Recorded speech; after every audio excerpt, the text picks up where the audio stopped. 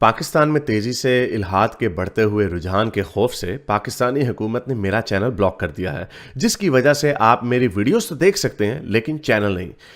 इसको दूर करने के लिए आप YouTube पर अपनी प्रोफाइल पर क्लिक कीजिए और अपनी लोकेशन को पाकिस्तान से बदलकर कोई और मुहज्जब मुल्क जहां आज़ादी सोच पर कोई पाबंदी नहीं उसे चूज कर लें। अगर आप आईफोन यूज करते हैं तो इसी तरह अपनी प्रोफाइल पर टैप करें, फिर सेटिंग्स में जाएं, फिर जनरल और फिर लोकेशन से कोई अच्छा सा मुहज्जब मुल्क चूज कर लें।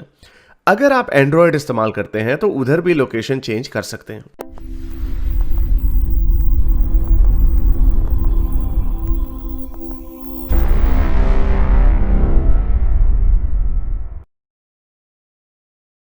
जी सुल्तान, क्या कहना चाहेंगे आप? हाँ जी, मैं अभी आपकी वो सुन रही थी, वो जो साहब आए हुए थे उनसे डिबेट आपकी हो रही थी, बात हो रही थी, डिबेट तो नहीं, खैर वो बात ही औरतों थी, के हाँ। ऊपर। हाँ, औरतों के ऊपर बात कर रहे थे कि वो बीवियां अगर कम अकल हों तो वो उनके 4-4 बच्चे हों।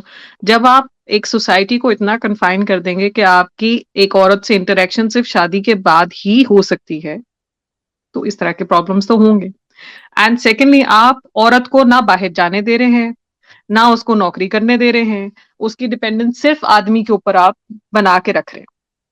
हम्म। इंटरेक्शन उसकी कहीं हो नहीं रही, और आप फिर उसको कम अकल कह के उसे डब्बे में बंद करके आप घर में पैक करके रख देते हैं कि आपकी मर्जी है कि उसे मारे पीटे जो मर्जी करे, आपने उसको छोड़ना भी नहीं है ना, आपने अलग भी नहीं होना, आपने उसे मारना है, पीटना है, उसको नीला पीला कर देना है।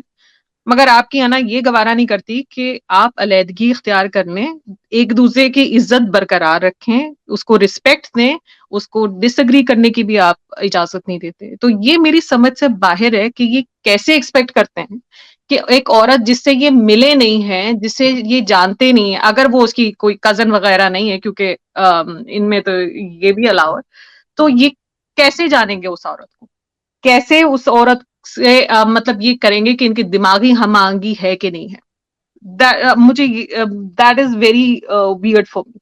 सेकेंडली, ये कह रहे थे कि ये मादर पिदर आजाद होते हैं एथियस्ट, उनका क्योंकि कोई सेट रूल्स नहीं है, कोई क्या कहना चाहिए, एक सोशल वो नहीं है, व्हाट डू यू से, कन्फाइनमेंट्स नहीं है। तो जो आप लोग करते हैं इस्लाम में होती है, कजन मैरिजेस होती हैं, वो कई रिलीजन में वो भी मादर पिदर आजादी ही है।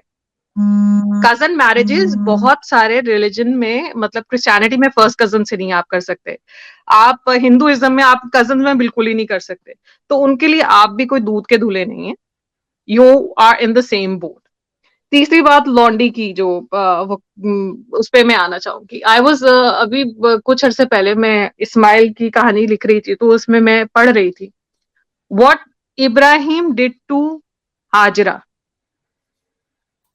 वो लॉन्डी थी, ठीक है, वो एक सारा सारा का आपको कोई इस तरह का इंसिडेंट नहीं मिलता कि सारा से इब्राहिम की शादी हुई तो उसे सहरा में छोड़ दिया, या सारा के बेटे, मतलब बाइबल में है कि वो इसहाक को लेके गए कुर्बानी के लिए एंड ही एक्चुअली किल्ड इसहाक। मगर इस्लाम में आपको क्या कहानी मिलती है कि पहले उस बच्चे को के साथ, एक नौमौलूद बच्चे को के साथ लॉन्डी को आपके पास इतनी ऑडेसिटी है कि आप सहरा में छोड़ के आ जाते हैं। वो तड़पती है, सिसकती है, पानी नहीं है, चंद खजूरें हैं, वो जैसे मर तर के वो बाहर निकल के आती, फिर आपके पास आती, फिर आप ये डिसाइड करते हैं कि उसका बच्चा जब 11 से 13 साल की उम्र उसमें है, कि 11 से 13 साल का उसका बच्चा हो जाता है, तो आप उसे सहरा में ले जाते हैं कुर्बान करने के लिए। ये अब्यूज नहीं है तो और क्या है? ये सारा के साथ वो कर सकता था बंदा। The only reason that he got away with it, क्योंकि वो लॉन्डी थी, उसके बच्चे को भी मतलब उसकी मलकियत थी कि वो उसके साथ ये कर सकता था, और उसने उस बच्चे के साथ बचपन में भी किया और बड़े होके भी किया। आगे उस बच्चे का साथ क्या हुआ क्या नहीं हुआ हमें नहीं पता, मगर ये लॉन्डी के साथ आपको ये भी मिलता है। फिर आपको व्हेन यू टॉक अबाउट, आपने अभी जो इंसिडेंट बताया कि वो हजरत मोहम्मद साहब जो थे वो बाहर जाके औरतों को देख के एक्साइट हो जाते थे और घर आके वो इस तरह की हरकतें करते थे, and he was very open about talking about it, कि वो उन्होंने घर जाके, मतलब उन्होंने अपनी बीवी के साथ जो किया उन्होंने ओपनली अनाउंस किया। कभी खदीजा के बारे में नहीं, हजरत मोहम्मद ने बताया कि उनके साथ उन्होंने क्या क्या किया था। ओह। या वाई? बिकॉज़ ही क्यों? Respected her, he respected her. क्योंकि वो पावरफुल थी, but he also respected her as well. Maybe he respected her as well. मैंने ये from a man's point of view मैं ये स्टोइक को यही कह रहा था कि जो लोग फ्री भी हो जाएं वो कभी भी अपनी बीवी के बारे में उस तरह की बात नहीं अपने दोस्तों के साथ भी नहीं करते। हाँ, कोई गर्लफ्रेंड हो या कोई ऐसे कोई वन नाइट स्टैंड हो तो शायद उसके बारे में कर लें कोई गंदी बात, हाँ मैंने उस लड़की को फंसा लिया या वो कर, लेकिन अपनी बीवी के बारे में कोई ऐसे because they you know again it's just a psyche.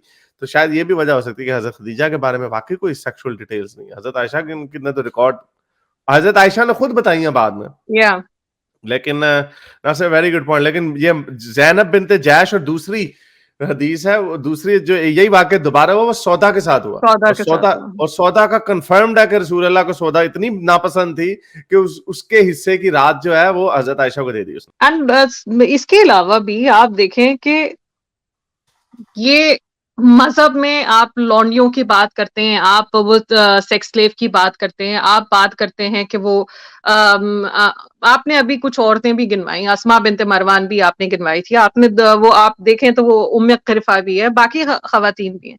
किसकी इज्जत की? चलो वो तो अकल बेअकल नहीं थी, एक शायरा थी, एक कबीले की सरदार थी, कुछ तो अकल होगी कि जिसकी वजह से वो कबीले की सरदार चुनी गई। बूढ़ी औरत थी। आप औरतों की रिस्पेक्ट करने की बात करते हैं, आपने उनके साथ क्या किया? उनकी बेटियों के साथ, उम्मे खलीफा की बेटी के साथ क्या किया? अस्मा बिन्त मरवान के 5 बच्चे थे, उसके साथ आपने क्या किया? सारे मुसलमान हो गए थे क्या वो और उनके पास कोई ऑप्शन होगा? नहीं, हाँ नहीं थी। वो बड़े फखर से बताया कि मरवान का पूरा कबीला हमारे उसके सारे खानदान वाले, ये इब्न शाम में लिखा हुआ, वो मुसलमान हो गए। वो जिससे रवायत है ना इब्न शाम में, वो बड़े फखर से बता रहा है, वो कह रहा अल्लाह की देखो कैसी ब्लेसिंग हुई, ओ मामे तुसी उन्हां नु टेरराइज कर देता है वो जो उनके पास, और यानी आपको आगे फेंटी फूटी आपके बंदे को मार दे, कोई आपको मार दे तो आपके बाकी के इर्द गिर्द वाले इतने खौफजदा होंगे, वो कहेंगे हाँ ठीक है हमने कबूल कर लिया इस्लाम। And that was not Asma bint Marwan अकेली नहीं थी, अबू उफक जो थे वो भी उसी कबीले के थे, उससे पहले एक जवान भी मारा गया था। दे वर कंटिन्यूअस किलिंग्स। हाँ, तो वो अकेले नहीं थे, तो उन्होंने तो खुद ही होना था। और मैं बस एक और बात कहूंगी, फिर मैं इजाजत चाहूंगी। मुसलमान कहते हैं कि आप, वो जो हजरत कह रहे थे कि दिल आजारी आप करते हैं 2 अरब मुसलमानों की, आप लोगों की गर्दनें उतार देते हैं। मतलब आपको सियालकोट का वाकया आप देख लें, अभी वो जो बंदे को वो चिन्योट में कहाँ मारा था अभी, उकाड़ा में कहा, मियां चुन्नू, आपने उसको मार दिया।